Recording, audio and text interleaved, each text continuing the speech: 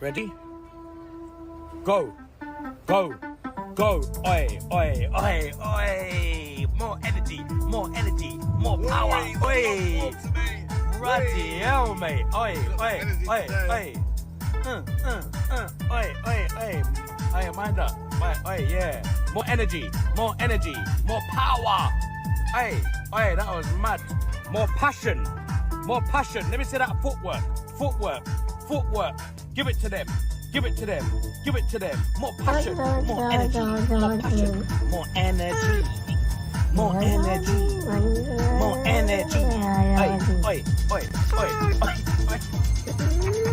I don't know, whatever it is, it's not right on the teleprompter. I don't know what that is. I've never seen that. No, there is. We are going to do Sting, yeah. Okay, but Okay. yeah, I can't read it. There's no words on it. Okay. Ready? Sure. There's no words there. To play us out. What does that mean? To play us out. Sting is going to do, it's a video, Sting video. What is... For credits. I don't know what that means, to play us out. What does that mean? To end the show? Yeah. All right, go. In 5, 4, 3. That's tomorrow, and that is it. Okay, in 5, 4, 3. That's tomorrow, and that is it for us today. And we will leave you with a... I can't do it. Okay. We'll do it live. Okay. No. We'll do it live. Fuck it. Do it live. I'll write it, and we'll do it live. Right. Fucking thing sucks. In 5, 4, 3. That's tomorrow, and that is it for us today. I'm Bill O'Reilly. Thanks again for watching. We'll leave you with Sting and a cut off his new album. Take it away. So you're telling me there's a chance? Yeah! Do it! Just do it! Don't let your dreams be dreams. Yesterday, you said tomorrow. So just do it! Make your dreams come true! Just do it! We obviously didn't communicate clearly. We're here to discuss your surrender, not mine. Tú eres tan romántico molestando con una ripa. Me preguntas si te quiero. Yo te digo que no estoy lista y no quiero comenzar. No hay nada que pensar. Yo te dejaré atrás. Mientras gano más y más. No estás en mi nivel y tú no eres obligación. No estás motivada y tú aburres mi corazón. Eres un idiota sin inteligencia y razón. Entonces déjame tranquila y te escriba tu canción. Tú eres tan romántico molestando una vipa. Me preguntas si te quiero. Yo te digo que no estoy lista y no quiero comenzar. No hay nada que empezar. Yo te dejaré atrás. Mientras gano más y más. No estás en mi nivel y tú no eres obligación. No estás motivado. Corazón. Eres un idiota sin inteligencia y razón. Entonces déjame tranquila mientras escriba tu canción. Estoy aquí a disfrutar. Estoy aquí pero quiero gozar. Si quieres a mí pero vamos a bailar. Cintura a cintura, papi, tra, tra, tra. Bailando, gozando y me gusta tomar. Pero no quiero pendejos que no quieren respetar.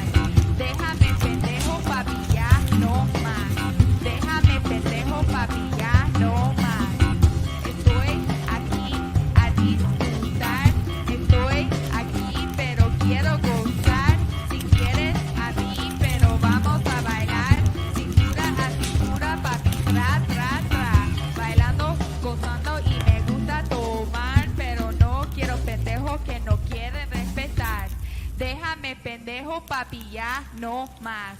Déjame pendejo, papi, ya no más.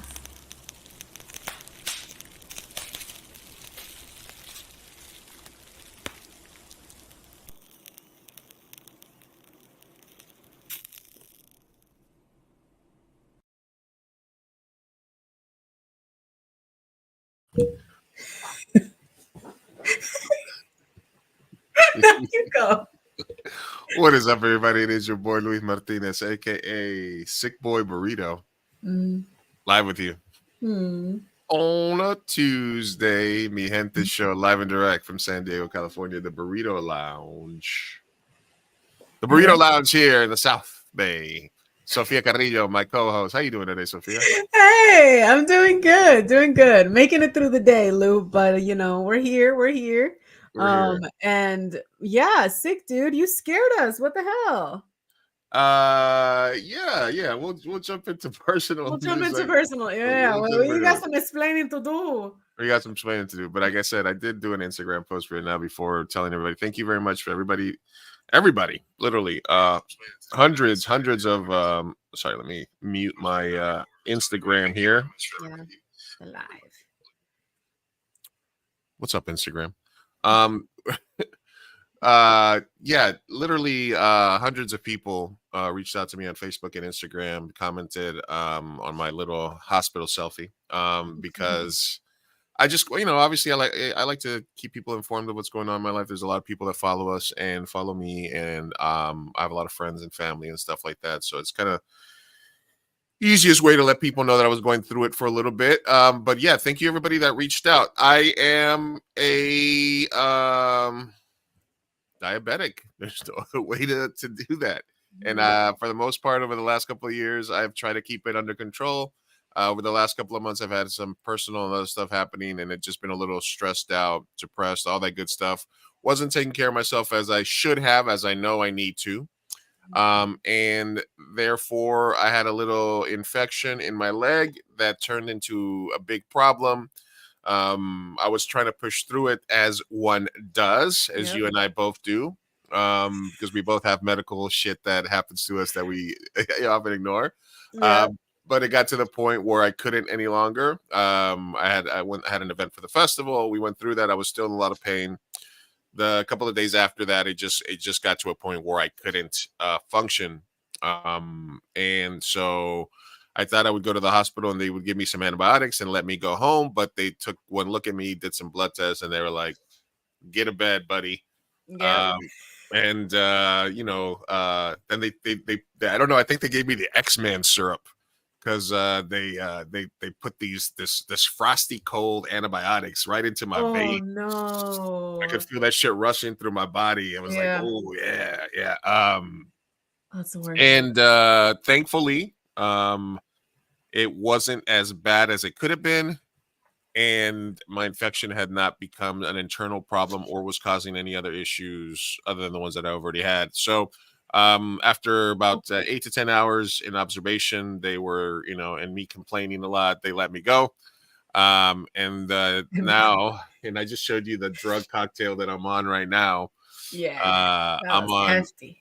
Yeah, I'm on a lot of, hopefully I think I timed it right to where I'll be up right now for the show, but they put me on some pills that got me going. Really? You just took like 20 pills. I did take a bunch of pills right now, but in that's an also, hour you're gonna be like, "Mi gente." Yeah, we had to show what's going on. If he starts not making sense, you'll know why. No, I got my coffee here somewhere, so I'll try to do that. It's like a speedball, but a good one, So anyway, I'm back. I'm taking time off work. No karaoke for me for a while because that's a lot of alcohol and standing. So basically I'm taking it easy for 2 weeks, and so I was itching to do something. So I said, "Sophia, we're streaming tonight." You're like all excited about it. It's so energetic. And I'm over here like, yep, I can do it. This is the one place that I can be at my desk. I wish this was the one and only place. Like, I think that's a life goal, to not have a day job. And not have a day. Yeah, exactly. So put that into what? Like, if every single person that watches us would just like subscribe, follow across all platforms, that would help us out. Yeah. We'd like to be full time. We'd like for this to be our only job. Turn it on during the day. Do like an hour a day. Boom, knock it out. Yep. I just saw the comment. Mello immediately for the giveaway. Jesus, we haven't even gone into it, Mello. You're already entering. It's it's scrolling. Hey, let me catch up. What up, mi gente? What up, Cara Nation Studios? Cara Nation. Barbara Yeah, see, Barbara, I added Barbara's got a dog just like the one I added at the end of the intro. The little corgi. So The corgi. I was wondering if that was like new to this episode. yeah, that was new. That was new. I added that, and Mello wants that Barbie shirt. So yeah, You want that Barbie? I want it too. Shoot, I'm gonna enter. you can enter. Everybody can enter except me, who always have it. And just so you guys know, what we're giving away today is in honor of or despite the fact that Barbie got snubbed. Well, Barbie didn't get snubbed. Greta Gerwig got snubbed. Greta did. That's sexist, but we'll get into that. The patriarchy wins. Yeah, it wins every day. It's not fair. No, I'm sorry. I'm not trying to say that. But now, question: does Barbara Gonzalez automatically enter since her name is Barbara? She don't like. Oh, that. she put hashtag Barbie. Never mind. Hashtag Barbie. All right. So just so you guys know, what we're giving away is we're gonna give away this shirt. Oof. That says burritos. A Barbie themed burrito shirt. Since we are 2 a.m. burrito. Mm-hmm. You are the big chief of burritos. And I'm the big chief of Burritoville. And our friend Michelle in Hawaii has a company. I think it's M&M Custom something pallets. They're in Hawaii. I'll put their link. But basically, she does a lot. She's the one that gave us the Mega Pint. They do like cool themes. So she gave us the Mega Pint back in the Depth Amber Heard. Remember the good old Amber Heard Johnny Depp days when we were streaming? Ah, good times. Yeah, the Mega Pint. The Mega Pint. So she made this really cool ass burritos t-shirt that also is kind of Barbie style, and then I'll show you the other version of it that she does. Forgot about the Mega Pint. I forgot. So stupid. Oh, I love it.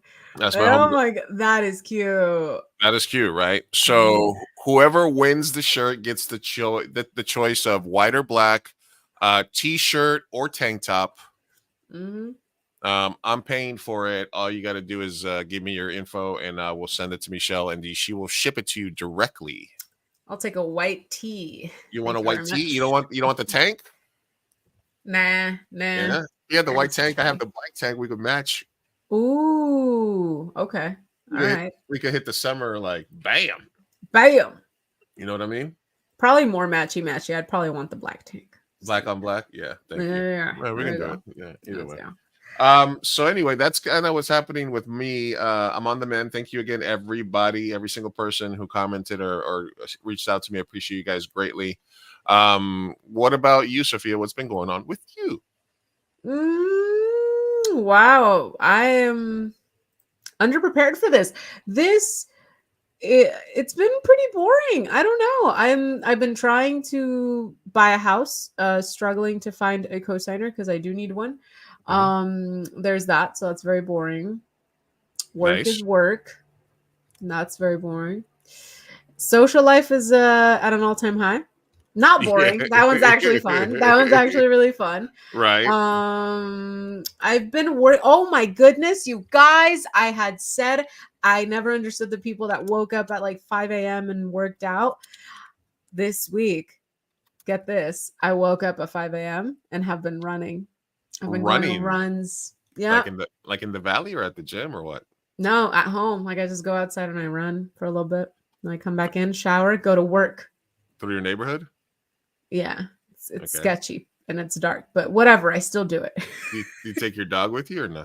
No. Okay. It's way too early for them. They're still sleeping. Like they're groggy. I get back from my run. I get them out of the kettle and like the kennel, and then like they'll still be like, "Why are you turning on the lights?" It's so cute. No shit. But anyway, I've been doing that. Been going to bed at 8:30. Yeah, I don't know what this year is, man. I don't know. I think I'll have more personal news in the next couple weeks. I think right now it's a very slow, boring time. Okay. Yeah. Nothing too exciting. Love life is boring. Everything's boring. Just chill. Just chilling. Okay. Just chilling. Just vibing and surviving. Vibing and surviving. You should get that tattooed on you. I should. Vibing and surviving. Siempre tired. All right. Bro, that needs to be a tattoo for real. Out of the ones that you showed me, I think I'm still gonna get it, even though it's not. Yeah, Barbara's the one that created that one. Hashtag Barbie. You created it? We have Yeah. the creator of Siempre Tired here? The creator of Siempre Tired is in the chat. Oh my god, I'm fangirling. I need that tattoo, Barbara. I need that on my body. Sure, she's at the shop, you know. Hey, listen, other thing, we got flooded at the shop for 2 days. Oh my god, I didn't even talk about that. We Okay, got you flooded. go first. How flooded? Pretty flooded. We had pretty flooded. Scale from 1 to flooded. Pretty flooded. Siempre tired. Yeah, basically I checked yesterday was Monday, right? Monday was like flood day. We had the event, we had the drawing hang on Sunday night. Went home, morning it was raining, and then the artist that opened up the shop usually on Monday was like, hey, we're getting weather advisories over here because they live close to like Mission Valley where it always gets flooded out. And I was like, don't even worry about going to the shop. It's raining all over. Let's just hang back. And then I started looking at the cameras, and there was like this thin sheet of water across the whole floor of the shop. We had like 2 inches of water. So we were like so I was like, fuck, I guess I got to go in and turn off the power, do all this stuff. And it took me 2 hours because of traffic and because of everything being shut down to get there. Yeah. And once you got there, yeah. once you got there, like, what did you do? Could you even get in? Yeah, I got the street. I opened the door and the water. And the water just came out. What? Yeah. Well, everything like on Main Street, the north of us was all shut down. The entrance to the 15 was one big pool. And then everything around that back neighborhood, because there's a lot of like dips and valleys, all of those were all pools. And there was cars stuck. There was cars up to the windows in water. It was bad. It was bad. It was bad. We didn't get it that bad. I mean, we had some stuff on the floor. Some artwork that we had on the floor got kind of damaged. That pissed me off. Some stuff that was in the shop that was on the floor got wet. And we've been shut down for 2 days. But I think we'll be back up tomorrow. Oh man, that's messed up. Yeah. So sorry. I think we'll be back up tomorrow. For all your tattoo needs. That's okay. But yeah, man, at least that's why we got insurance. So yeah, we got a little flooded out. It was kind of scary, really. But it wasn't nearly as bad as a lot of people in the county got it. Oh, you know what I'm saying? Like San Diego got hit pretty hard. Yeah. So you know, at my job, the whole entrance road, it ended up getting really flooded, and cars were swimming. It was crazy. And and then my house in TJ, for the entire first floor of the whole neighborhood was flooded. Oh my god. Yeah, and this is and like TJ's just really bad with stuff like that. At least in that neighborhood, a lot of the places it was like, I mean, there were casualties. Neighborhoods were underwater. Mine in particular, I mean, it was a loss. The whole first floor, so like washing machines, appliances, TV, just everything is underwater. I actually forgot to mention that. All the way underwater, like yeah, cars were like floating down the street, and this is the second time that happens in that neighborhood. I think we're like getting rid of the house because it's a lot of loss, and like it's just bad, and the government does nothing to help, or it's just bad. It's the whole drainage like system. Yeah, listen. This reminded me of like when I first got to Medellin, when I first moved there, like in the 19 whenever it would rain, it would be like Gen that. Z. Yeah, it was Gen Z, generation. Gen Z. What are you talking? Gen Z mean? Because you're 19. You were born. Yeah. I was born. Yes. I can still, Melo's gonna laugh. I can, listen, man. People think I'm in my 30s. What are you gonna say? I still brown don't frown. Luga's brown don't frown. Like that Continue. Anyway, so yeah, it's been so honestly. Hope all of San Diego. If you guys had some flooding, I'm sorry for you guys. I apologize. Thank you guys for being safe. Yeah, we'll be back and running. We got insurance. We'll be good to go. We'll be back up tomorrow.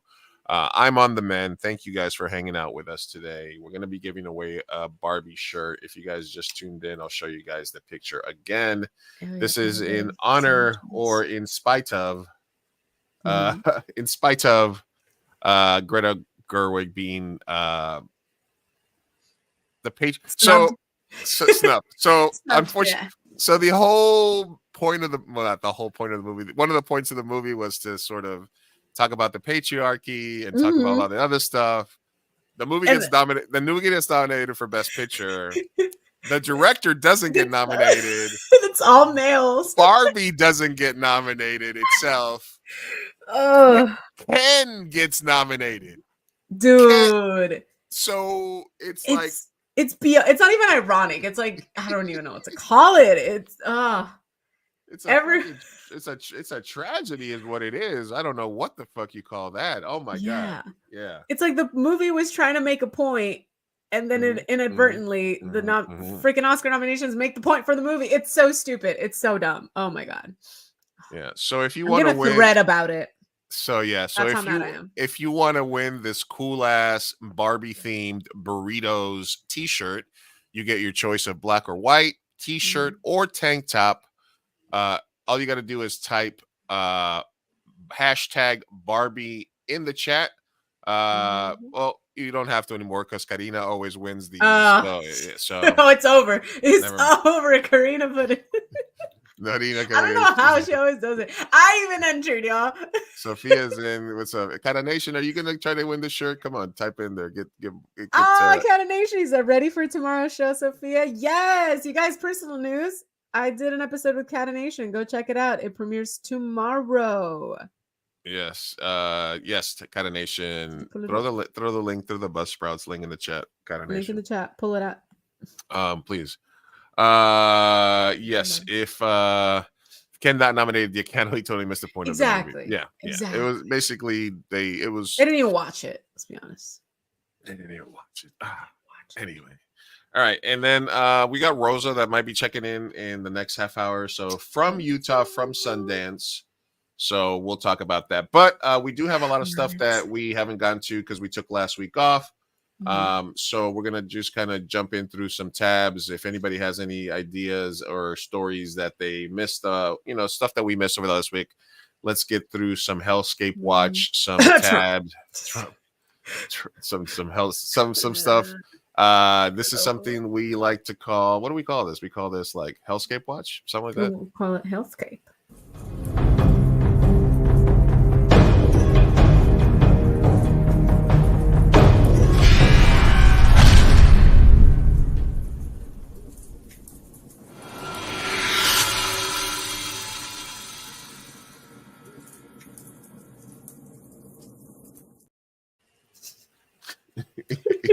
This is fine. All right. Tell us how we're doomed. Everything is fine. All right. No, here. Well, we got a lot of actors and filmmakers that are in. So have you heard about this thing where SAG-AFTRA signed a contract with an AI company? No, I have not. Do tell. Maybe Karina, who's in the mix with the SAG stuff. So basically, SAG-AFTRA has signed a deal for AI use in video games. Essentially, the way they're trying to spin it is that you're going to have some say in how your voices are used, or if you want to market your voice, if you want to promote your voice, stuff like that. So I'm not 100% sure of how these are going to happen, but this could be a big deal for the industry, because if people are allowed, or if AI is allowed to be used sort of more randomly and they have more freedoms, that doesn't only affect voiceover actors. It also affects studio engineers, recording artists, people that run studios, because if all you need to do is generate it, type it in, and have the person say it on a computer, then it sort of does that. So just something to talk about. If any of the actors or voiceover artists that are friends have a little insight into that, we'd love to hear what you think about it, and if you have any additional insight into what it is. Yeah. What if you were SAG part of the union currently, would you hesitate to partake? Or the thing that is interesting to me is that this SAG-AFTRA agreement was supposed to be revolutionary and all this other stuff, but they seem to be like a lot of areas where people aren't too happy about it. And the main area is AI protections. So I think it's kind of weird that people are like the strike went on for so long and people were so happy for a deal, and then all of a sudden they were like, wait a minute though, this deal isn't that great in these areas, etc. So that's kind of like where I think it's kind of interesting that not everybody is as happy and not everybody is like super on board with it. So I'm interesting to see how it kind of comes up over the next, and then they just sort of change this to like, oh, guess what, we just signed this thing. And I don't know if they've been able, if it went up to a vote or if it's just them like using their power, you know what I mean? So it's kind of weird that everybody was super 1,000% behind the union when this started, and now it's just like, but what about this? But what about this? What about this? You know? Yeah. Do you have confidence in your union, Sophia? I don't think I'm currently part of one. I mean, I am close to being SAG-E, but you're barely 30. You still got a couple more. Oh, you meant like, oh, okay, got it. I'm sorry. You're so dumb. You're so dumb. That too. No,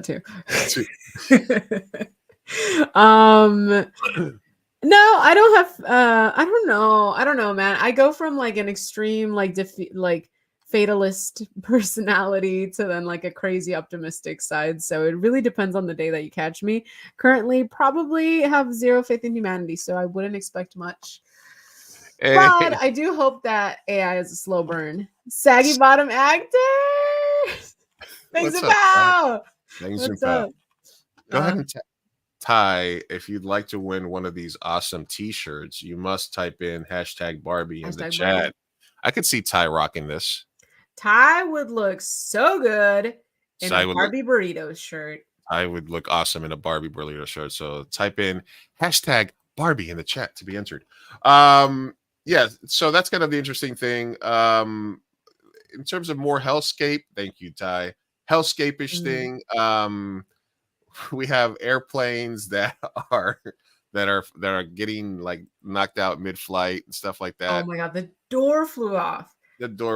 But of course, the reason that this is happening is because of DEI. Sophia, you are aware of that, right? They know. That is the spin that they're putting, the diversity, equality, inclusion initiative. Oh, yeah. That every country. So obviously it's because that happened. That didn't happen because of a faulty engine. No. Happened because of a woman pilot. Shut up. Wait, was it really a woman pilot? It was a woman pilot. We can't have nice things. You fly a lot. Do you if you see a woman pilot, does that give you any sort of pause? No, not at all. The machine flies itself, you guys. They're just there to make sure it's doing its job. You know. You don't want a strong white male, pilot. You're good with that. You're good with white male should not go in the same sentence. What do you mean? What are you talking about? You need like a Morgan Freeman type. There you go. Yeah. Okay. Here's hellscape for us that we me and you are fans of. Better Call Saul has set an unfortunate Emmys record for the most losses ever. It received 53 Emmy nominations during its run and never won a single Emmy. Oh, that is heartbreaking. My God. Listen, man, if anybody's a fan of like Bang Zoom, Bang Zoom Pal. Everybody's a fan of Bang Zoom Pal. If anybody's a fan of Better Call Saul, like how disheartening is that? Man, it was such a good show. It is. It deserves at least 3 Emmys. 53. Jesus. Rhea Seehorn. So messed up. You know what I mean? Like, I don't know how this show didn't win like all the Emmys. I wonder if it had to do with the fact that Breaking Bad won probably all of the Emmys. Breaking Bad won some Emmys, not all of them. Not all. But I mean, I don't know. I mean, there's a lot of really good shows. Succession. There's a lot of good shows on TV. Was Game of honestly. Thrones on during Better Call Saul Oh, times? that was probably the most criminal, was that it lost to Game of Thrones once. It lost to like season 8 Game of Thrones. No, no. Yeah, it lost. That is the biggest fuck you ever, because It lost. season 8 Game of Thrones had nothing to deliver, had nothing to give. Oh, Yeah.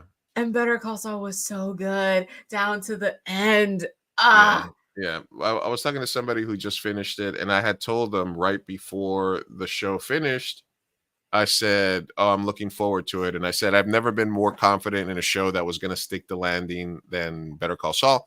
And also Game of Thrones season 8, they said they were going for bittersweet, and the definition of bittersweet was a Better Call Saul season 8. So yeah. it was awesome. I agree. Yeah. So as they say, chicanery. It was chicanery. Chicanery. You know, Oh my that's what it gosh. was. Yeah. Yeah, Society's absolutely. doomed. because of Society this. is doomed. Society is doomed. Let's see what else we're having. I love that that's part of Hellscape, by the way, because it is. Yeah, it's not necessarily just stuff that's happening that's horrible. It's stuff that's so horrible to us. Yeah. All right, This is let's devastating, honestly. yeah, let's get in. Let's see what Let's see. All right, this is a cool video that I saw. We mix in the hellscape and the palate cleansers. You know what I mean? Yeah. Cleanse my All right. palate, please. Let's cleanse the palate. All right, let's go. This is animal nature here. This is a good one. She's like, "Hey, what's up, girl? What's up, guy? You want to take a look at? Oh, hey, how you doing, baby? Hey, A lion and a Hey. lioness. He's like, yeah.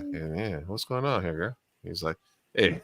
Oh, He's like, no, bitch, get the fuck away from my what man. the hell?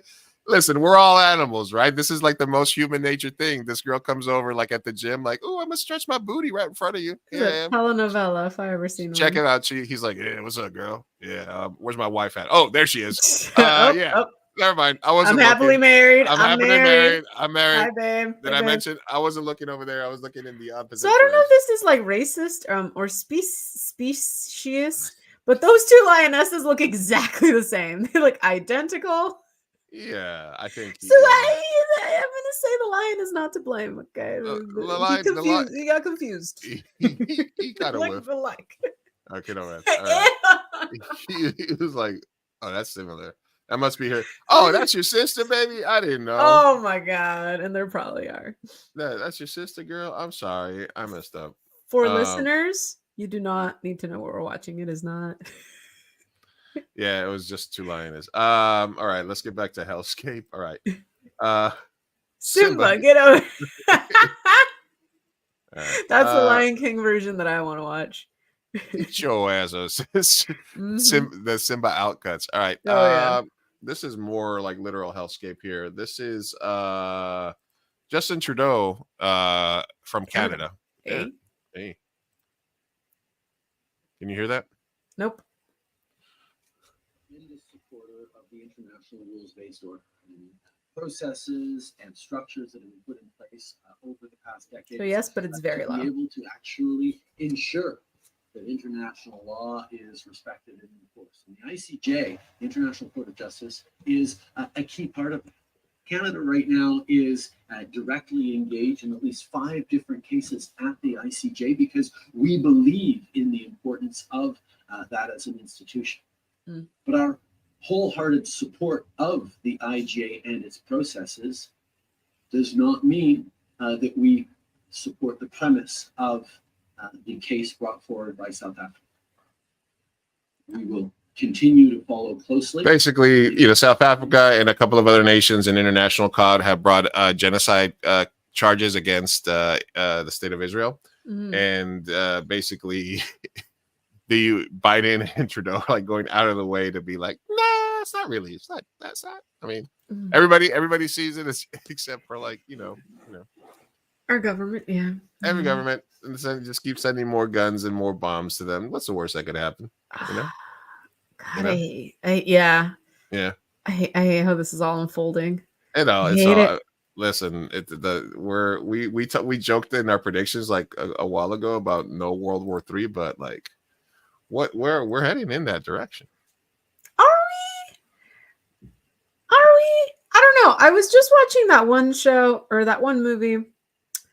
God, Julia Roberts. It's a new movie. It's called Leave It All Behind or Leave the It All World Behind. Thank you. Yes, Leave the World Behind. Something like that. I think that if there's going to be a world war, it'll probably be more towards that, you know, where it's more of a war of intelligence or whatever, and technology. Because if we start a world war, and both sides have, you know, atomic bombs and nuclear bombs, like, we know where it's going to end, you know. So I feel like if there's going to be a world war, it's going to be more propaganda, more tacky type of attacks.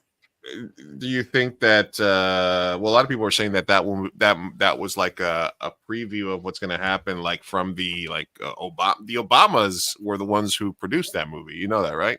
Oh, they produced it? No, are they? Well, here's the thing though, the Obamas are like fame-sucking whores, so I think that they're trying to probably go Hollywood, is my guess. Right. So that's what I'm saying, is that it was very clear. That was their first movie through their production company for Netflix. So it's kind of weird that they picked that book. Yeah. We could read into it. We could also read into, you know, they wanted to work with Julia Roberts. I don't know what to tell you. I don't know. Yeah. Okay. I don't know. How much power do the Obamas have now? I mean, some would theorize that a lot. Yeah. Yeah. Red Dust. Yeah, Dust Till Dawn. Some people You think mean that Red they have Dawn? Red Dawn. Yeah. Wolverines, baby. Red Dust Till Dawn. Yeah. There's a lot of people that think that Obamas are still in charge in a lot of areas. It's kind of weird.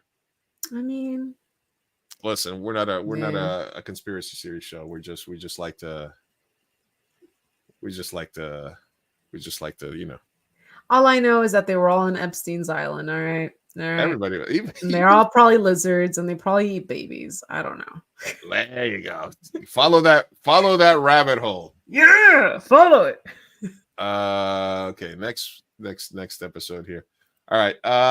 Let me ask you this: what of these films that are going into production in 2024 are you most excited about? Okay. Question for the chat too, right? These are projects that are entering production in 2024. We'll do a little film chat and preview of Rosa coming on. All right. We have a new Blade. Ooh. We have Heat 2. We have Avatar 4. We have a Minecraft movie. We have Tron Part 3. We have Megan 2.0. We have The Bear Season 3. Cocaine Bear? No. Okay. This is the TV show The Bear. Have you watched that? Less excited. It's a pretty good show. No, but I heard it's really good. I heard it's good. Yeah. Euphoria Season 3. A new Fantastic Four movie. The new Batman 2. Wednesday Season 2. Oh. The Last of Us Season 2. Nice. There's a Community movie coming out. Wait, the show Community? Yeah, 5 seasons in a movie. The movie.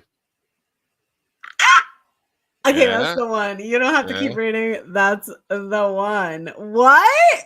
I didn't know. Sorry, continue. Final Destination 6. Stranger Things Season 5. I don't know how old How they're do gonna they have keep going? How? What? The Moana live action movie, The White Lotus Season 3, Young Sheldon, Michael Jackson movie, Jordan Peele's next film, Martin Scorsese's Jesus movie, The Mandalorian and Grogu, Quentin Tarantino's final movie. Shut up. Well, he said he's doing 10 movies and then retiring, so this is theoretically his last movie that he's working on. Guillermo del Toro's Frankenstein, How to Train Your Dragon, and Paul Thomas Anderson, they just announced that his next movie is starring Leonardo DiCaprio. Oh my gosh. Okay. Ooh, I get it. Hey, look, she's excited. She's excited. She's excited for Either Leo. that or someone just got home. But yeah, Leo got it going. So which of those are you the most excited about, Sophia? I mean, Community for sure. Community. Okay. That's just because I'm obsessed with the show. I love it. I rewatched it, and then yeah, oh my god, I'm excited for that one. But also Quentin Tarantino. I didn't know that was going to be his final film, so definitely super intrigued on that one. And then Guillermo del Toro. Guillermo del And I'm always excited. So I Toro. think those are my top 3 Okay. off the top of my head. That was a long list, but Tarantino's final movie and Community, probably. All right. Rosa just told me she'll be on in a few minutes, so let's knock some more Ooh. of these out, and then we're gonna talk about our Oscar predictions and that. Wait. What? What Go about ahead. you? For me, I think it's the Paul Thomas Anderson movie. Okay. Because he was retired and now he's coming out of retirement. So I'm really interested to see kind of what happens with him. Uh-huh. So that I think that would be for me, and then Tarantino. Oh, I wanted to ask you this. Yeah. Were you a fan of Promising Young Woman? I loved it. Yeah. All right. But there is a lot. Okay, so this was a thread on Twitter over the last couple of days. The film had the potential to become celebrated, but that fuck ass ending said no, advertising it as a revenge film for victims, yet too scared to murder the men of the film, but had no problem killing off the lead woman, spoiler alert, who sought the revenge. People don't care if it was realistic, it was slap in the face, and she's never been respectable to me since. Why are women so angry at this movie? Whoa, hold on. The rage. Wait, there's rage about it. First of all, this movie is how old? Second of all, is 3 the years rage old, is 4 years current? old. Yeah, the rage is current. Yes. So okay. I want to get in on this. Hold on. People are mad that it got Well, spoilers first of all, but yeah, spoilers. We're gonna spoil the ending, guys. Yeah. But that it was advertised as a revenge film, but they're basically mad that the ending didn't have her kill. I mean, if you haven't watched Promising Young Woman, it's a great movie, but essentially, you know, the ending you think you're going to get in the revenge movie is not the revenge that you get. She gets more of a legal revenge rather than a physical revenge on all the people that had wronged her and a friend of hers. Yeah. So it's not like nothing happened to the dudes that were pieces of shit in the movie, but people are mad that not enough things happened. Is that basically it? So I mean, it sounds like they just are mad at the fact that the ending was maybe not as positive as they wanted it to be. But I don't necessarily see how that's a slap in the face of victims. Let me save this for when Rosa gets here. I'd like to get her take on it. But this is Okay. something that came up. Writing this review before the movie ends because this ending, after the fucking insult to SA survivors everywhere, is boring as hell. But why? Why is that an insult? Explain yourself. The 1.5 stars are for Carey Mulligan, specifically when she was being an evil cunt. But surprisingly enough, that was only about 5% of the movie. I think it should have linked more into the vigilante element, but it was a lot of moping and a miscast romance that felt like tonal whiplash. And the ending, after pretty terrible pacing throughout, other than engaging for scene, was fucking disgusting and ironically centered the men that were supposed to be the ones being shamed. If you're going to make a movie about this subject matter, I would probably suggest other narrative avenues, and this screenplay being lauded by critics is more of a joke than its ultimately misogynistic attempt at satire. Does the fact that so many people, are angry about it in retrospect, just sort of the stuff like this, about movies that you felt one way about ever sort of change how you feel about stuff like that? What was your meal today? I think not really. I mean, if my mind is made up, then for the most part, a lot of the time is made up. But I'm also subject to change based on other people's perspectives. So I'm actually really curious to kind of dig deeper into this and then possibly rewatch it just to see if maybe I pick up on anything like that. But from what I remember 3-4 years ago, the commentary is not lining up. It's seeming very like they're angry that the ending didn't go necessarily their way, or that maybe it wasn't more, I guess, comic booky in the sense that like she was a vigilante and like got her revenge. Like there is a satisfaction in this woman who was hurt getting a bloody revenge. That's what I wanted as well, because I'm a vengeful bitch.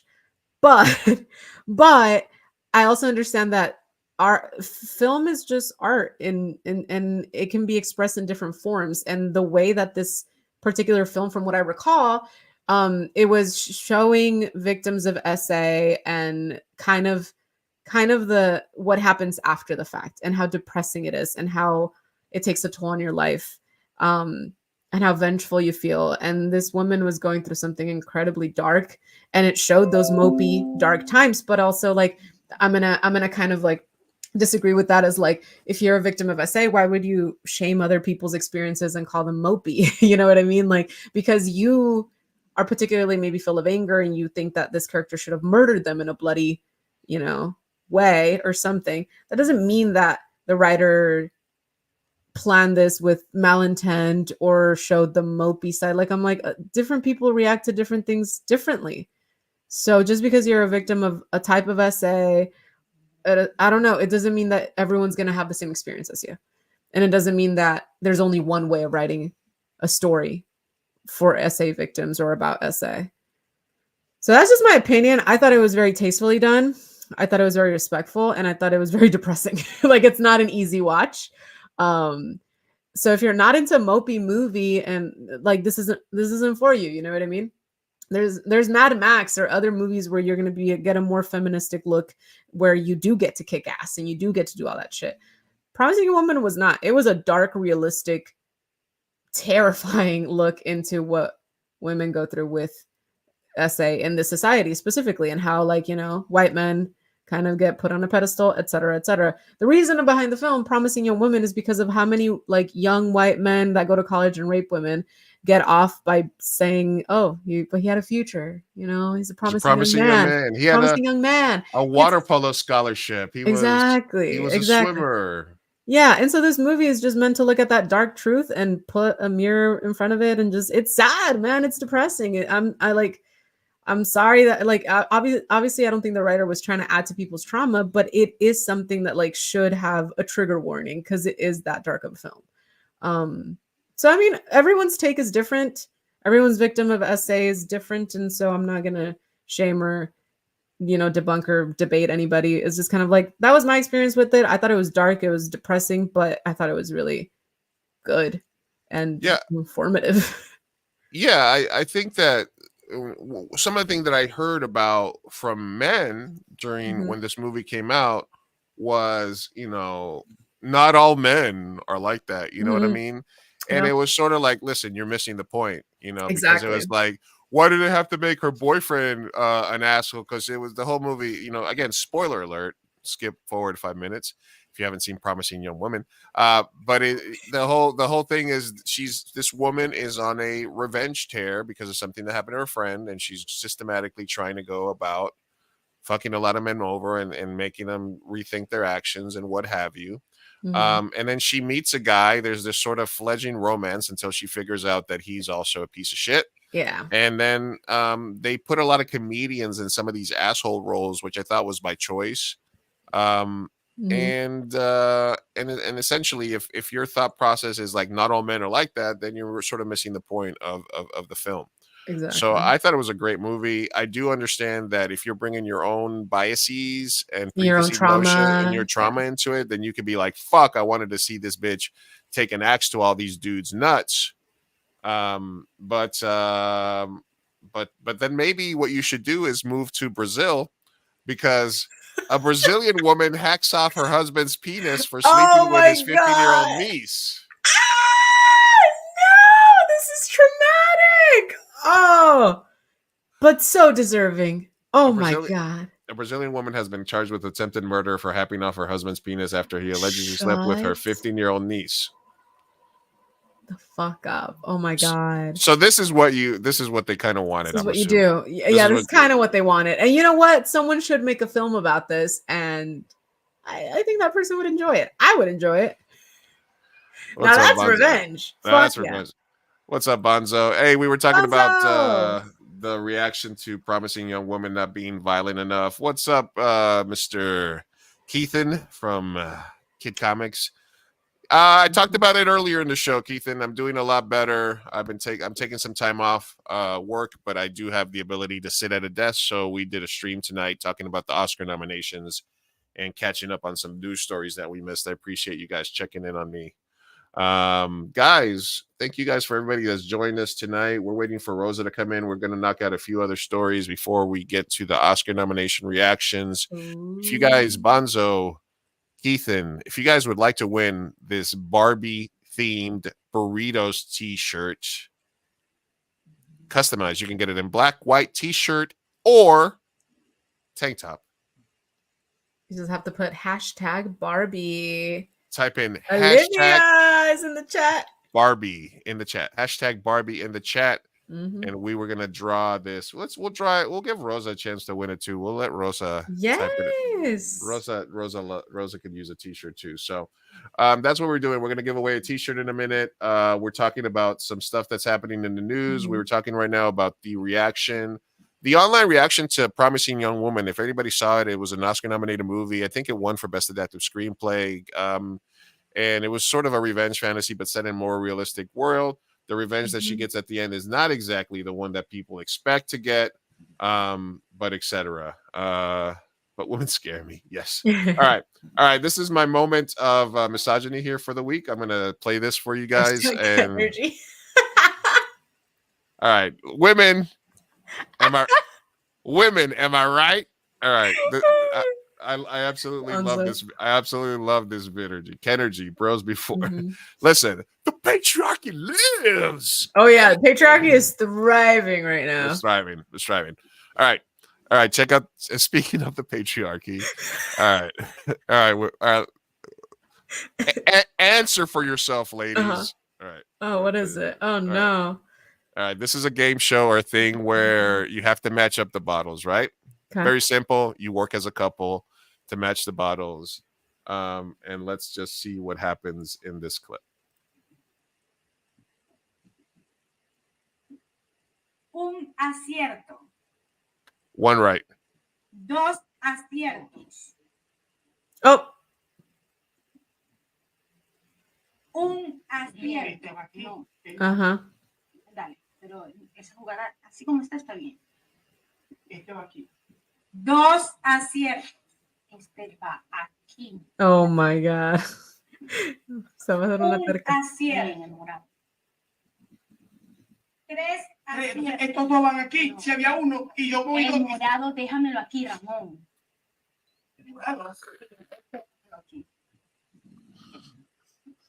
Is this even true? She moved the orange. Cero aciertos. Estoy haciendo un descarte. Mira, yo creo que este va aquí. Un acierto. Y el morado va aquí. El morado, el que va aquí. El morado. This is so infuriating. I can't watch this. I can't. I'm angry. I'm so angry. This bitch is I can't. Tres el morado va aquí. No, el morado va aquí. This is acted. There's no way this is real. No one is that dumb. Look at that frustration. El morado, ¿ves? Yo te dije, el morado es el que va ahí. No one is that dumb. That was way too many mistakes. No one is that dumb. Answer for yourselves, women. Nope. I don't agree. No, you don't agree? Right, I think that is just dumb people versus not dumb. All right, guys. Come on, that was way too many mistakes. Way too many. All right, guys. We're gonna jump into our main topic of the night. We've been doing some tabs just to keep time here, but right now, joining us all the way from Utah, Mormons. The Mormons, your peoples. Mormon City, Sundance Festival. Your peoples, also, all peoples. Let me see. Let's give it up. Let's do a little intro for her.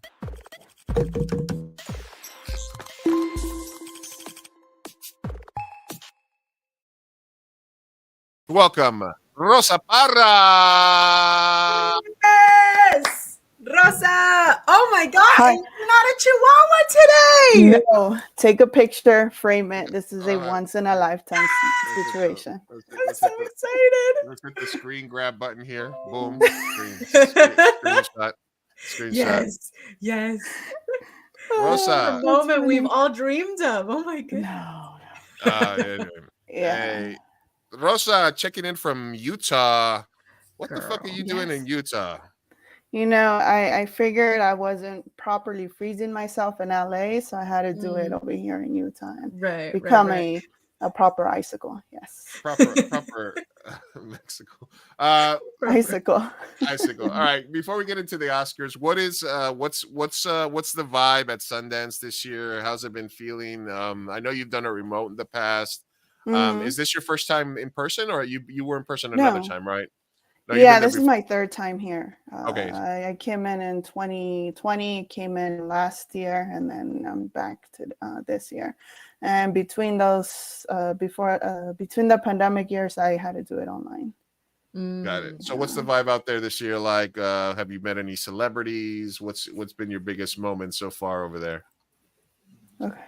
Sorry, I was just told I'm talking too loud, so Okay. I'll have to turn it down. Sorry. We can hear you. If I speak like this, Totally fine. All right. Hey. We can whisper. It's okay. Whisper. We can hear you. All right, go ahead. So talk to us. I'm gonna try. No, you know what? Everything's been ironically. I think the weather itself isn't as cold as it's been in years past. So it Thanks, hasn't Obama. been. For global warming. Thanks, Global Obama. warming. Yeah. Thank you. Yes, All right. politicians. Thank you all. Next thing you're I gonna can't say, "Okay, boomer." Look at all these old memes. Sorry, continue. And so it hasn't been as uncomfortable as previous years in terms of me trying to acclimate myself with the weather. In terms of movies, I got here on Saturday night. The festival started, I think it started Wednesday, or I think it started Thursday. So I missed a lot of the premieres, and I don't even attend the premieres because I'm not the big shot. I don't work for the LA Times or Variety or any of those. So I don't even have access to premieres. Pero I've been able to catch up on screenings, on second repeat screenings of movies that I've been very much anticipating and so on and so forth. But overall, yeah, it feels a little not as busy as previous years, pero it's been good. Yeah, this year I've been more. I was telling Polly this morning because I woke up early to do the live reaction to the Oscar nominations. And I was telling them that this year I'm just taking it. I'm not overwhelming myself like I've done in previous years. Previous years I was all about watching as many movies as possible and trying to, and I'm being completely transparent here and trying to be very showing off. Oh yeah, I watched 56 movies at Sundance this year. Y toda madre. This year I'm just taking it more, I'm just being more chill about it and just not overwhelming myself over something that's not even. A lot of these movies are going to get distributed anyway, so I'll eventually watch them one way or another. You'll get caught up. And what's your process in like choosing? How do you pick and choose which ones you're going to watch and which ones you're not? Yeah, depends on the movies that the outlets that I'm covering it for, what movies they want to cover. So I do something for Cherry Picks, which is an overview of movies that are female-led or female-directed. So those are obviously priorities. The Latino movies are also priorities, and then whatever's left over, I just try to grab. They're just leftovers. They're not. Yeah. What stood out? I know you're a big fan of the Frida documentary. I saw you post stuff about that. Besides that, what else have you seen that's been the most eye-popping? Oh, there's been several. Just yesterday I only watched 2 movies yesterday, but it was very heavy subject matter, so it was quite draining. But yeah, today I watched Freaky Tales, which is the one with Pedro Pascal, and had a good time. I'm gonna be Yeah. It's pretty good. I quite liked it a lot. So I'll be writing my thoughts for that one. I think it's gonna go to the Latino slant. Yeah, the Frida documentary. I interviewed the director, Gala Gutierrez. That's gonna go up on Cherry Picks, but the review is gonna be going to the Daily Chela. And then yeah, there's other Latino movies that have been very that has stood out to me. There's one from Peru called Reinas. It's a really small movie, just follows a family, but focuses more on a pair of sisters and how they have to deal with the fact that they have to leave Lima, Peru to the United States because obviously politics, violence, and everything that's happening over there. And it's really well done, and I had a good time with that one. That review should be coming up soon for another website that I'm helping to cover. So it's yeah, it's been quite. I've been busy, pero yeah, those are some of the highlights. I still have a lot to watch online. Online virtual screenings begin tomorrow, so I'll be catching up with a lot of the movies then too. Rosa, here's a question from Bonzo. Do you ever get tired of watching movies? It's a great question. It's something I did pay attention to, particularly last year in 2023. I think I watched 56 movies in 2023 just at Sundance. I was watching so many movies that I was beginning like to mesh them in together.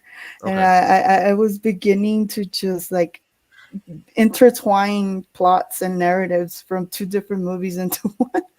And I do not get tired of watching movies. Actually, today was a really good day for the movies that I watched. And I don't. Ironically, I don't. Otherwise, I wouldn't be here.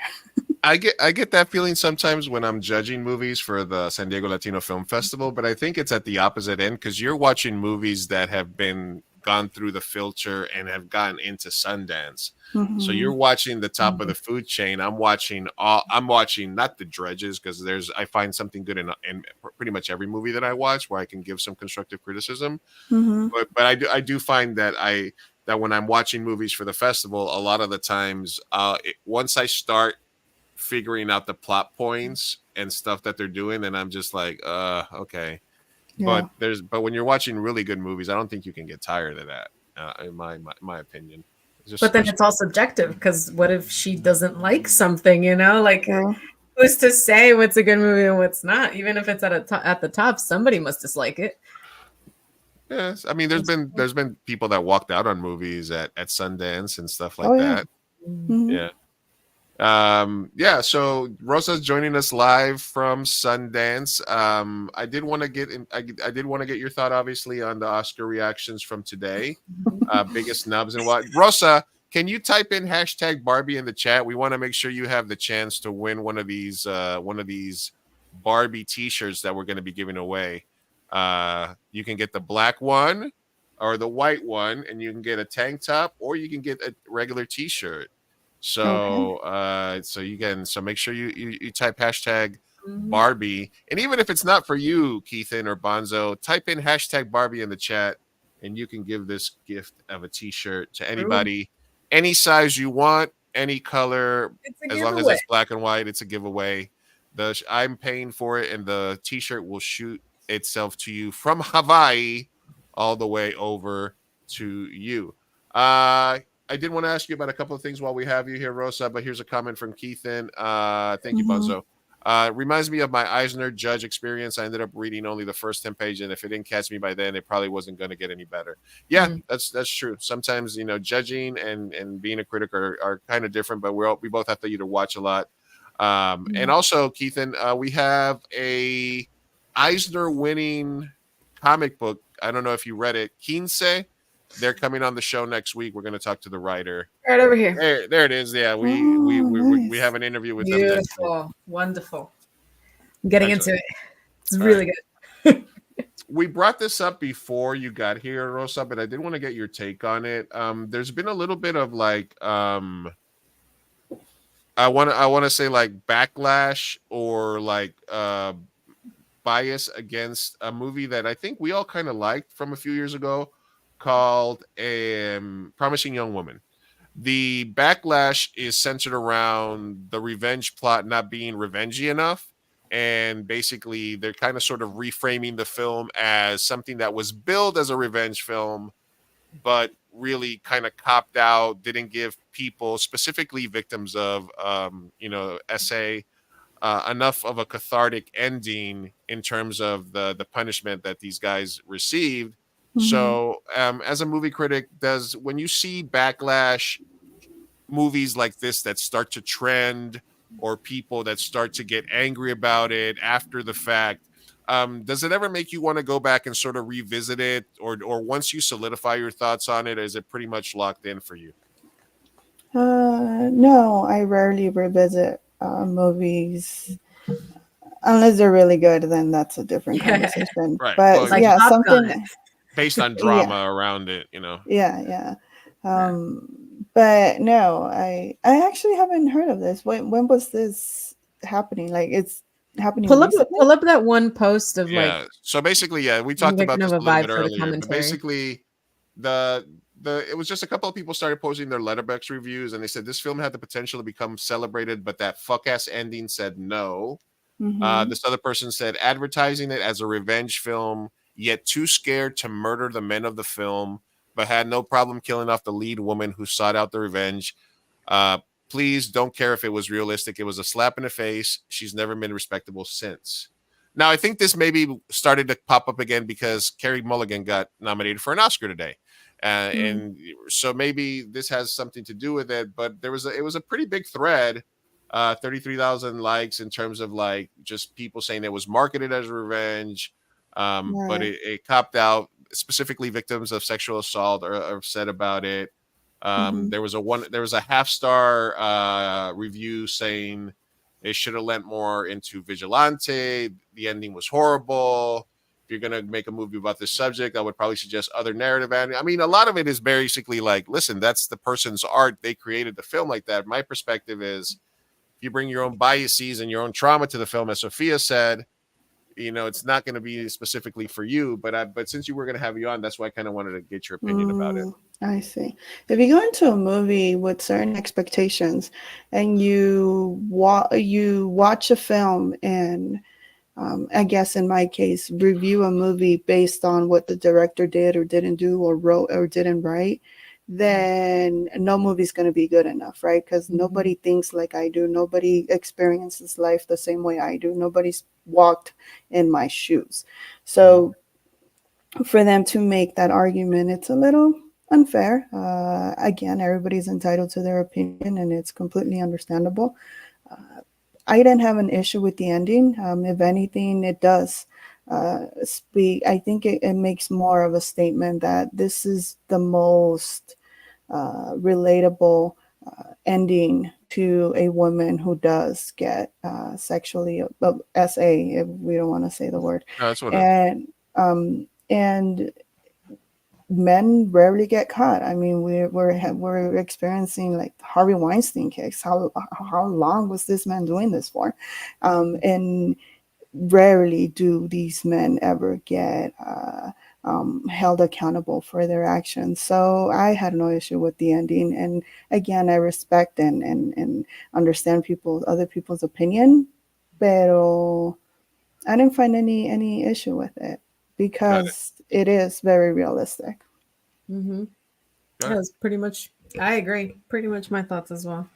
Yeah, you can't really go into it that in that way and then say, you know what I mean? Like, hey, I guess I understand what you're saying. You're not gonna let, if you feel that way about a film. I mean, let's say I always talk about the movie that really triggered me, which was that The Worst Person in the World movie on Netflix with dude from Game of Thrones was in it. It was about these people that were like scamming old people into giving away their life fortunes and stuff like that. Yeah. And it was on Netflix, and everybody's like, "Oh, such a cool movie." And I was like, "Oh, but I hated it because I was taking care of an older person at the time. I was just like it just made me angry. It gave me the eek." So I understand going into a movie with the bias and stuff like that. All right. But yeah, I don't think there's a big huge deal. All right, let's talk about the big topic of the day. And And that is, of course, America Ferrera getting nominated Yes. for Best We did Supporting it. Actress. We've achieved equality. Yep. Racism is over. We're done. We're gonna post. Latinos in film. We can tap out, guys. We're good. We've We're won. good. We're good now. Mission accomplished. I heard it from Rosa first during our Barbie theme show. What does this mean to you? How did you feel when you saw this pop up? I was surprised because nobody was counting. Nobody was expecting her to be nominated. She was already being snubbed in other bigger awards, like SAG didn't nominate her, BAFTA didn't nominate her. So she was already she was having this trend of being snubbed. So I was not expecting her to pop up, but when she did, I was, oh man. I mean, you can go back to the live stream and see my reaction. I was genuinely surprised. And I did cry a little porque I think the first thing that comes to mind for me is, Real Women Have Curves, and that movie and its significance and its impact and what it does to women who look like us pretty much, who don't share a phenotype, and to see the illustrious career she's had, Ugly Betty making history as being like the only Latina. I believe she won for that performance. And for her to just continue working in an industry where she isn't given the same amount of opportunity as other people. Because here, and you can just go to Twitter and realize that the bigger topic of conversation there is that Margot Robbie was snubbed, not necessarily. And the only very few people you do see congratulating America Ferrera for her nomination are, for the most part, Latinos that are very happy to see her finally get her flowers and get recognized for all this work and everything she's been doing in the industry. So it's still showing that even though we are fake and we are like poking fun, right? Like, we made it. Ya nos podemos ir. Venimos, comimos y ya nos vamos. No, it's more than that. And there's still little shades of like, oh my God, Margot Robbie didn't make it. I know you're probably gonna ask me about that, but I think I have an unpopular opinion about that, snubs. Are we headed to the Greta Gerwig? Well, let me ask you this. Because look, I get 100%. Plus, you have to throw in add the element that the supporting actor is usually where they throw us a bone, right? It's basically like, that's where you get a little supporting actor here, supporting actress there, etc. So it's also that it's in that category. She couldn't have gotten leading, but big ups to her. Now she's going up against Daniel Brooks from The Color Purple, Divine Joy Randolph from The Holdovers, Emily Blunt from Oppenheimer, and Jodie Foster in Nyad. Do you think that it's Blunt, Foster, two huge. Jodie Foster's an icon. I don't know. I think she's won an Oscar though, so I don't know if this. She's not gonna win again. Yeah, Jodie's won an Oscar. If she hadn't already won an Oscar. Was it for A Tea in the Wind? Was it for that one? What she went? A Tea in the Wind. A Tea in the Wind. You remember the movie I'm talking about? It was the one where she played like a forest woman. I forgot what it's called. It's called like Mel or something. Oh, no idea. I thought she won for Silence of the Lambs. Oh yeah, Silence of the Lambs. Oh okay. Literally her claim to fame.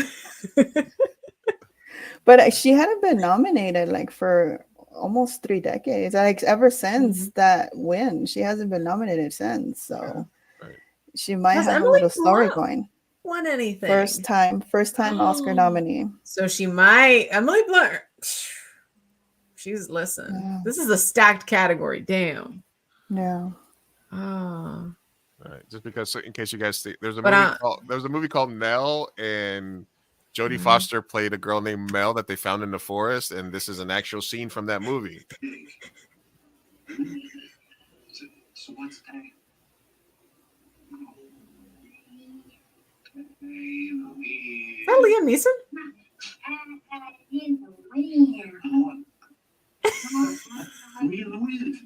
You're In case you thought, guys, I was making this up. Okay, now it makes sense, but it I'm was so just much funnier when you did it. You're like, attain the "Ah, win. I'm attain the win, baby.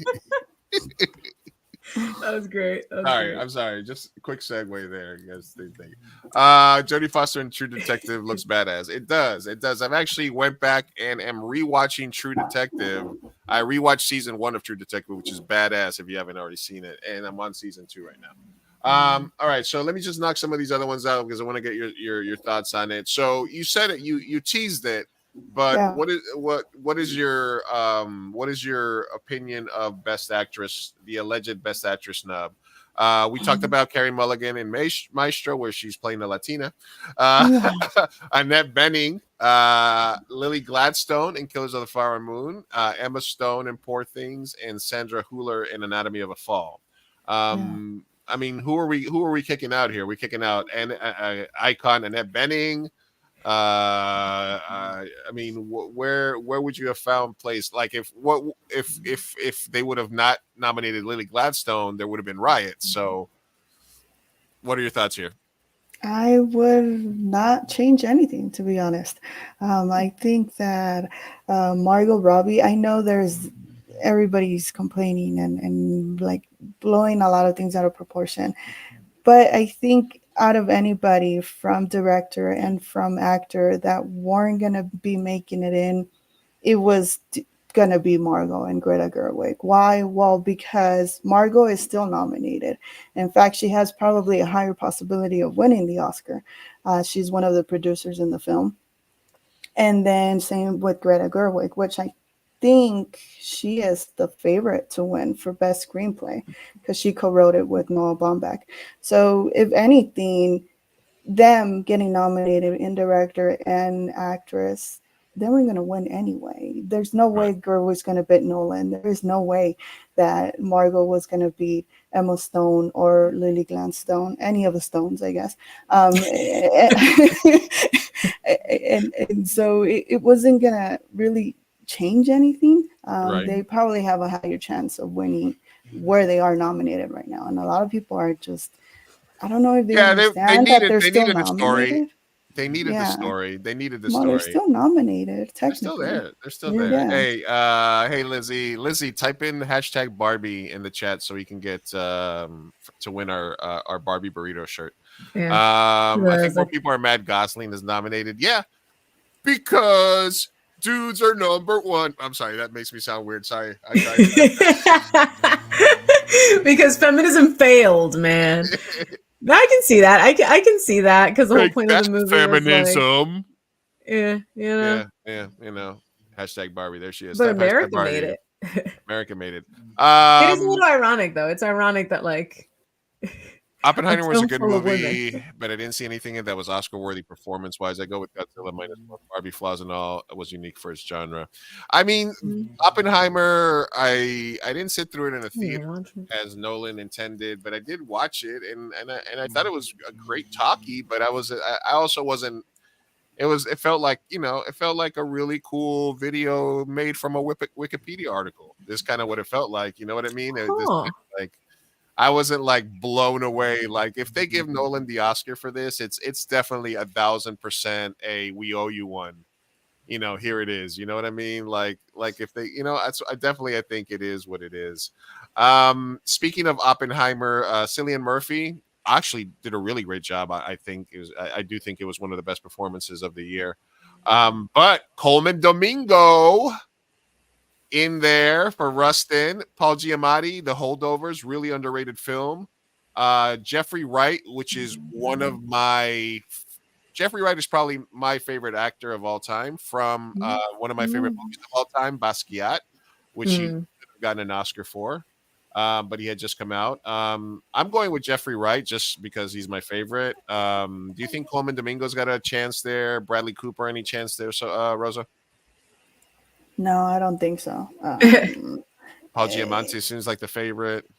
Yeah, he seems like the favorite. I too would probably go for Jeffrey Wright in this category.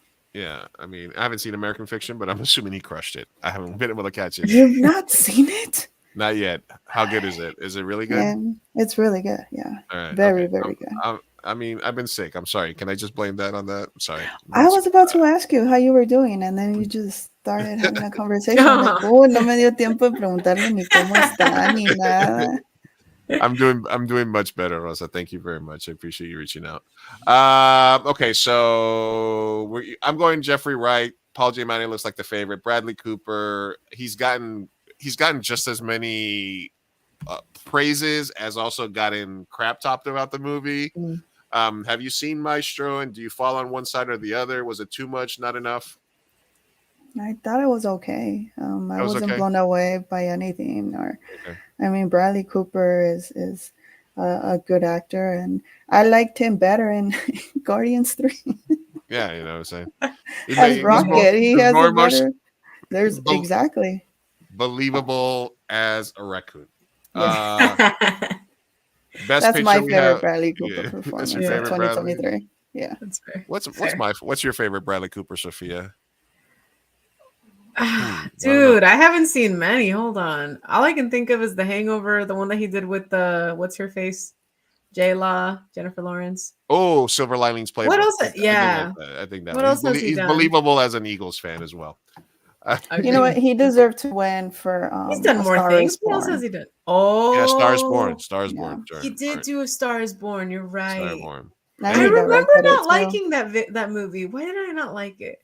And if you come Everyone- to see me everyone loved it. karaoke, you might see me do the song, the Lady Gaga song with That's good. yeah. Oh gosh. Yeah, yes. He was really yes. good in that I song. almost loved him. I got it. Anyway, for Best Picture, we have The Holdovers, American Fiction, The Zone of Interest, Barbie, Oppenheimer, Poor Things, Past Lives, Anatomy of a Fall, Maestro, and Killers of the Flower Moon. Leonardo DiCaprio didn't get nominated for Killers of the Flower Moon. Lily did. They didn't get adapted screenplay either, which I thought was weird because I thought that was a lock for them. So it makes me feel like maybe the Academy is not as into this movie as once would thought. I really, really enjoyed Killers of the Flower Moon. From this, Oppenheimer, Barbie, I think Barbie might be the favorite here, or Anatomy of a Fall. What do you think, Rosa? I would actually go. I think it's between The Holdovers or Oppenheimer. Oppenheimer or The Holdovers? Got it. Have you seen any of these movies, Sophia? No. Okay. Zero. None. You know what's crazy? Because you were When the about to Golden say Globes- something, and I was like, let me ask. You were like, I was like, wait a minute, let me ask you I had a something question. before. I just had a follow-up question for Rosa because I wanted, she thinks Oppenheimer might win, and I think I just wanted to ask about if you agree or disagree with Lou's take on would it, if it did win, would it be kind of like a we owe you one, or do you think, or what did you think about Oppenheimer? Do you think it's well deserved if it did win? I think so. I think it is an Oscar-worthy film. Perhaps not. I wouldn't give Emily Blunt an Oscar or Cillian Murphy. I would give it to Robert Downey Jr. I would give it to Nolan because it's a very well-directed movie. I think the movie excels more in the script and in the direction and the technical aspect of it than more of the acting and all that. So as a whole, I think it has the better chances to win Best Picture. Although I can see them giving it to Barbie too, to kind of give Margot her Oscar, I guess. I think if somebody was being a conspiracy theorist, it would be like, okay, the feminism gets Barbie as Best Picture. The people of color get like Lily Gladstone and America for like Best Supporting. Then we do a feel good with like you said, Iron Man winning, and then either maybe and then maybe honestly, I'm not sure who would win in Best Actor. It could be Domingo, or it could be Jeffrey Wright as well. Maybe Jeffrey Wright, and then just make it this whole. And then the headline for the Republicans are like woke Oscars. Woke Oscars. There you go. You're so And just give them just something to be super mad about for like 3 weeks. Like, oh my god. And then, anyway, I'm going to say this about Oppenheimer. It is better than Tenet. So just because I know Rosa loves Tenet. Well, all right. I did love Tenet. I will say it's better than Tenet, but it is not as good as The Prestige, the Dark Knight, and possibly Interstellar. I think I would put it maybe top 5 for Nolan, but I wouldn't put it ahead of Interstellar, The Dark Knight, or The Prestige. Maybe better than Tenet, better than Dunkirk, and maybe on par with like Inception. I think in terms of his films, in terms of the films that I enjoy by him. Okay, that'd be right. Coronation. Oppenheimer's taking it. I wonder if they'll clean house at the Oscars, just like Everything Everywhere at Once this year. I don't know. I don't think so. Ferrari and Napoleon sucked. I did want to see Napoleon. Ferrari. For a second, I thought he meant Ferrera, and I was about to throw hands. I was about to get real violent. Ferrari. Thank you. No, I didn't do nothing. One letter off from me just violating you completely with words.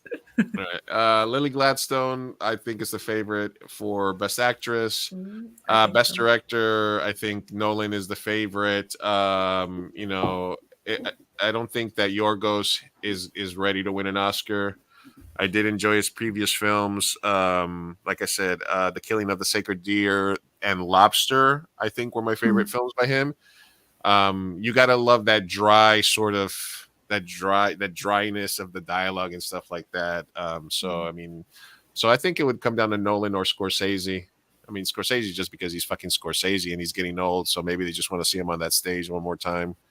Because there's no way Scorsese should have only won one Oscar at this point in his career. So maybe it's like let's fix that. Yeah. How about international feature film, Rosa? Society of the Snow gets nominated in Best International. Mi Capitan, The Zone of Interest, Perfect Days, The Teacher's Lounge. Are there any of these that we need to absolutely watch? What are any of these your favorites? Yeah, I really loved Society of the Snow. Not an easy watch, but easily it is one of my favorites. If I would have seen it earlier, it would have been one of my favorites of the year. I still haven't seen The Zone of Interest, and the rest of the movies that were nominated, I haven't seen either. So I have. Society does get a lot of good press. It's really good. Best Original Song, Nobody Cares. Best Animated Feature. Hey, you got Becky G in there. Billie Eilish. Becky G's in there? What? Yeah, well, it's Diane Warren, but she's the one that performs it. See, there you go. Animated feature, Nimona, Robot Dreams, The Boy and the Heron, Elemental. I think Spider-Man is a lock in that one. The Boy and the Heron was amazing, though. Supporting actor, again, this is the except for Sterling K. Brown, all white. Mark Ruffalo for Poor Things, Robert De Niro for Killers of the Flower Moon, Robert Downey Jr. for Oppenheimer, Sterling K. Brown for American Fiction, which people were very happy about, and then Ryan Gosling for the win for Barbie. I don't think it's going. Boys rule, girls drool. Fighting words, Bonzo. Fighting words. Who's your pick here, Rosa? This is supporting, right? Yeah, best supporting actor. Mark Ruffalo, I don't know. Maybe he gets some shit because he's really an activist. De Niro's old. Robert Downey, we all love him from Iron Man. Like I could see that kind of swaying some people. Like, I think it's gonna go to Downey Jr. Ruffalo, although I think he does have a lot of politics that would align with Hollywood. He does. I don't think he has a lot of the support because he was also one of those who, like, SAG didn't even nominate him, which was weird because then he pops up at the Oscars. I think he was also snubbed from BAFTAs, so he doesn't have that much support. I'm surprised like Willem Dafoe didn't make it rather than him. And you said De Niro. Yeah, no. Sterling K. Brown, he was good. I can't think of a scene you know, every time you watch a movie and you know, okay, this actor's going to get nominated, you're like, okay, that's going to be the scene they're going to clip when they call Yeah. out the nominees and everything. I don't think I have one of those for Sterling K. Brown. So I have to go with Robert Downey Jr. for that one. All right. Well, either way, it's going to be an interesting Oscars. Barbie will take the crown. Bet on it, says Keithan. And you know what, Keithan? Once we do our annual Oscar pool, you can bet on it. So watch out for the link from Lou so we can all put a little. I'm not making that mistake anymore. A little casserole. The personally think the Iron Claw got snubbed for a nomination. I do as well. What was your biggest snub, Rosa? Biggest snub.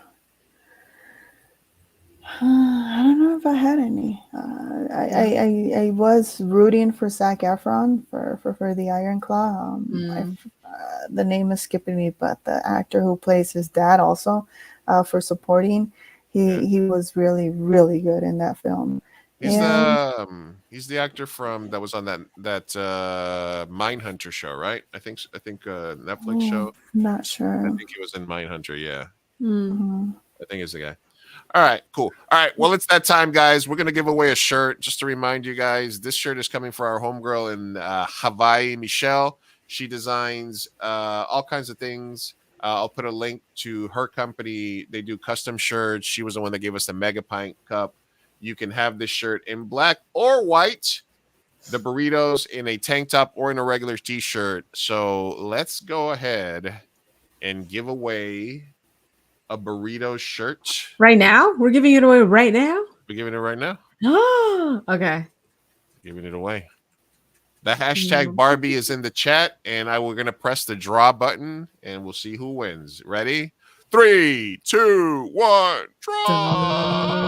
Oh my God, we're all in there. We are all in there.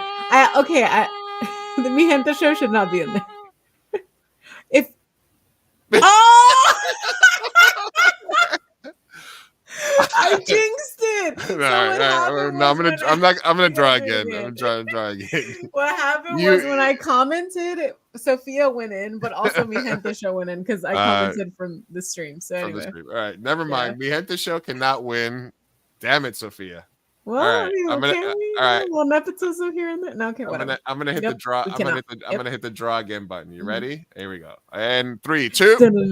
Ahora sí. This is for real. Lizzie!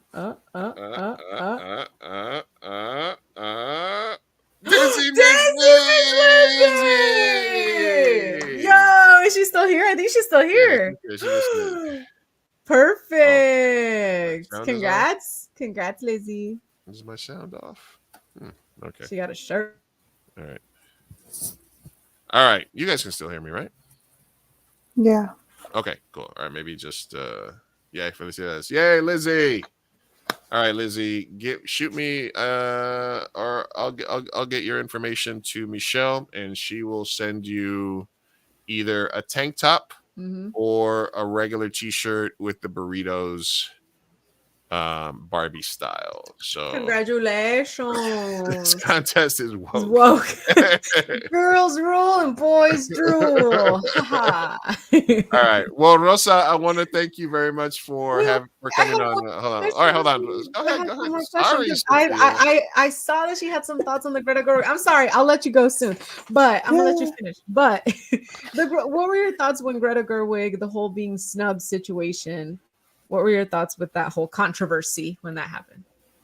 I was not surprised to see her get snubbed. I actually was surprised to see that the director of Anatomy of a Fall, Justine Trey, actually made it in. I thought it was going to be an all-male director category, to be honest.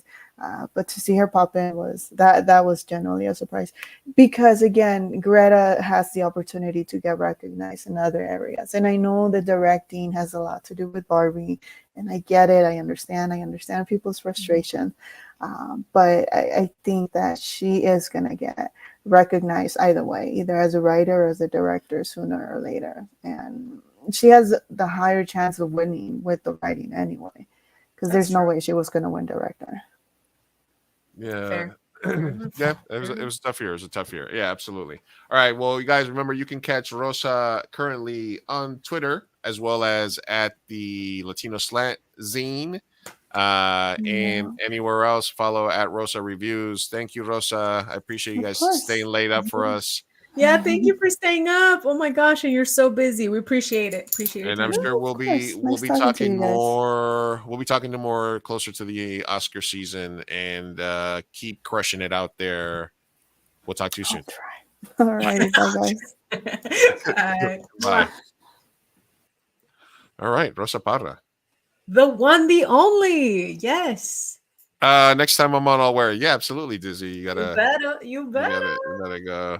Bonzo, can I get a real burrito though? I'm kind of man. Come on down for Comic-Con. Come on down. We'll have a burrito. We'll have a burrito. Yes, we All right. Yes. Hi, honey. Oh, So, Jesus. Sophia, you got a lot of movies to watch between now and Oscar season. You know what? I watched. What did I watch? The Leave the World Behind. Right. Okay, no, I'm actually can I vent a little because I'm actually doing pretty good for 2024. I think I already have 3 or 4 movies. Hold on. Go ahead. Okay. I'm gonna play this while you look for that. I watched Midsommar. I found it. Hold on. Pause.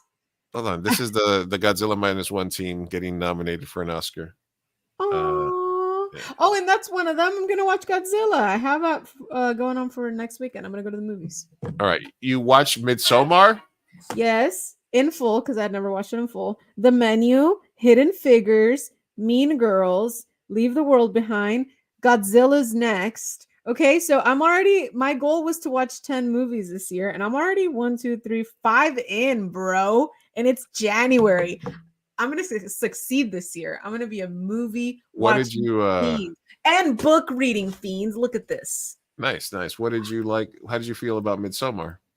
I liked it. I thought it was very, I don't know the director's name, but I thought it was very, very him because I also loved Hereditary and it just had a lot of kind of, nuggets. One of the new modern masters. You enjoyed it?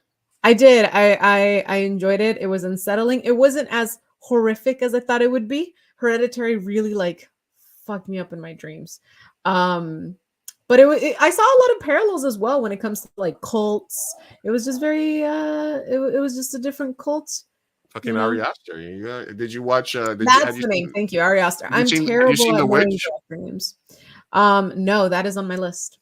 Okay. That one I feel like would terrify me. So I'm kind of. What were the other ones you saw? I'm sorry. Go ahead. Huh? You said this year, The Menu, Hidden Figures, Mean Girls, and Leave the World Behind. Have you seen The Menu? That shit is a commentary on capitalism if I ever seen one. It's a very blatant. Yeah, very. It was good. Yeah. How do you guys do in the rain? The tattoo shop got about it earlier. Flooded, the tattoo shop got a little flooded, but I think we got most of it out with the shop back today. So we should be back open for business. Yeah, it was kind of scary there for a while. Very. My house flooded. I don't know when the guy had that love potion drink. I was very horrified. Oh, in Midsommar? Yeah. Midsommar and Hereditary. Midsommar and Hereditary literally spell out what's happening in the background during the entire film. In Hereditary, if you pay attention, on the second watch, all the stuff that's happening, the stuff that's in the wilds, the stuff that's in the background of scenes is all that. It's incredible how he incorporates that into the film and still makes it so enjoyable.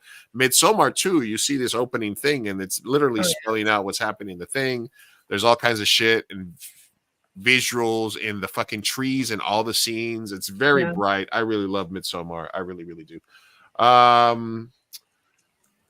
Let's see. There's 1 or 2 other things that I had here that I want to knock out. I already pushed everything out to the next show. Something else that I didn't see, but I guess got snubbed was Rachel McAdams and Are You God There? It's Me, Margaret, which I haven't seen, but I'm a big fan of Rachel McAdams. So yeah, I really enjoyed her. I'm actually watching her right now in True Detective season 2, where she's a badass. True Detective season 1 and 2 are really good. Season 1 is really, really good. All right. Next week we have double guests. We're gonna stagger a couple of short interviews, but next week we have the writer of Quince as Keithan, who's on the Eisner thing, has said they met them, and he has a copy. Yeah, he said, "Oh, I met her. I have a copy." Yeah, awesome. So we're going to talk with them next week on the show, and also we're going to talk to Carlos Aguilar from the LA Times entertainment section. I'm going to put this in the chat as well if anybody wants to watch this. He wrote an article, and we were going to talk about it, but it was about the 20 best Latino films of 2023. Salud. And so we're going to talk about it as well. And this is something really cool that he did. And this is the Best Picture nominees as scenes from the Muppets, which I thought was hilarious. This is American Fiction. This is Anatomy of a Fall. And if you haven't seen these movies, these won't make sense, but I just think that they're really cool anyway. Barbie, which is nice. Right. Nice. The Holdovers, Killers of the Flower Moon. That's kind of interesting. Maestro with Bradley Cooper. There you go. Oppenheimer. I like this one. Nice. Past Lives. All right. Which is a movie that came on early as a super favorite, and I haven't heard a lot talk about it. Yeah, no, I haven't. Yeah. Poor Things. And The Zone of Interest, which I don't know if that's a mistake or not. But anyway. Probably not. Probably not. Probably too meta because I haven't seen the movie yet. Yeah. All right. Cool. Let me just quickly check to make sure we don't have any no names ways. Google. What are his forms, right? Did you like Desperado? Not as much as a mariachi. Not as much as the original, but I did like it. All right. I did like Desperado. Desperado. Classic Hayek. I think that was her first film, was it not? I don't think so. Maybe. No, maybe not. I don't think so. I think it was. Let me Google it. I'm Googling it. You're Googling it? Google it. Go ahead. No, continue. Please continue. Desperado. The song? The Seinfeld episode where it was this guy Elaine was dating. That was his song. So every time it came on the radio, he would just stop and get all serious. And then they were like, Desperado? That's your song? Anyway. I think it was, dude. 1995. She has nothing before that. Should I buy this? Oh my god. This is from Lalo's Art Shop. This is like a Star Wars. A Star Wars. Hey, that's pretty cool. 40 years ago in a barrio far, far away. Not gonna lie, that's pretty cool. I love it. Yeah, this is kind of a badass Star Wars poster. I think I might buy this. I might buy this for the shop. I don't know. Maybe. Anyway. I like it. All right. Back in the day, it was a favorite of mine. Yeah, I liked it. I mean, Robert Rodriguez. I honestly, last year for the festival, I did try to reach out to their company to see if we could screen El Mariachi for its 30th anniversary because it came out in '94 and the festival started in '94. So I thought it would have been cool, but I never got a response back. And then I found out that I knew somebody that knew Robert, and they were like, "You should have told me," but it was too late. So anyway, I got a big time director coming down this year for the festival on March 17th to do a 10th anniversary screening, and it is Jorge Gutierrez, the director of The Book of Life that came out in 2014, and he's going to come down and we're going to do a 10-year anniversary screening of The Book of Life with a Q&A with Jorge Gutierrez. Oh yeah. Hosted by me and Sophia, hopefully, and if she's here, and it's going to be an awesome event, so keep in mind. Just finished editing Sophia's podcast. It's up right now. Guys, go on over to up officially Catanation Studios. Go over to Buzzsprouts, I believe is where Catanation hosts your podcast, or search for Catanation Studios. He just did an episode with Sophia, and my episode with him is also up as well. So thank you to Rosa for stopping by. Thank you for everybody that hung out with us tonight. It was a really cool engagement. Make sure that you guys leave a like on the stream before you leave. It would be highly appreciative. We'll be back next week. Any comments? Everything's awesome. We love you guys. Thank you guys for hanging out with us. I made it through. I made it through, but I'm starting to feel a little loopy. But Oh, go to bed. I know. I love you guys, and thank you guys for Sleepy. everybody that checked in on me, commented. I appreciate you guys. I am on the mend, and doing this podcast is one of the things that I love the most about life. So another great reason for me to be healthy and stick around with you guys. So don't think that your words and thoughts are not. Don't think that when you guys tell me stuff, it's in vain. I do listen. I absorb.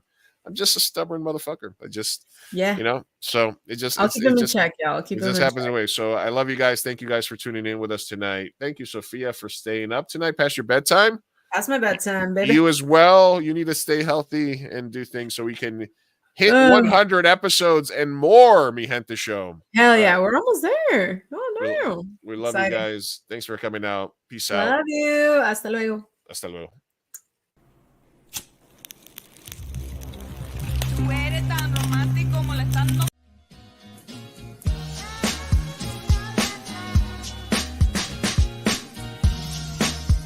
Vamos, papá, hay que irnos. Me estoy aguantando desde que pusieron el domo. Puedes esperar. Muchas personas trabajaron en esta película y solo quieren que te aprendas sus nombres de memoria. Y yo quiero asegurarme de que ningún animal resultó lesionado durante la filmación de esta película. ¡Listo! ¡Uy, palomitas en el suelo! ¡Wow! Espera, parece que Maggie tiene algo que decir. Es su primera palabra.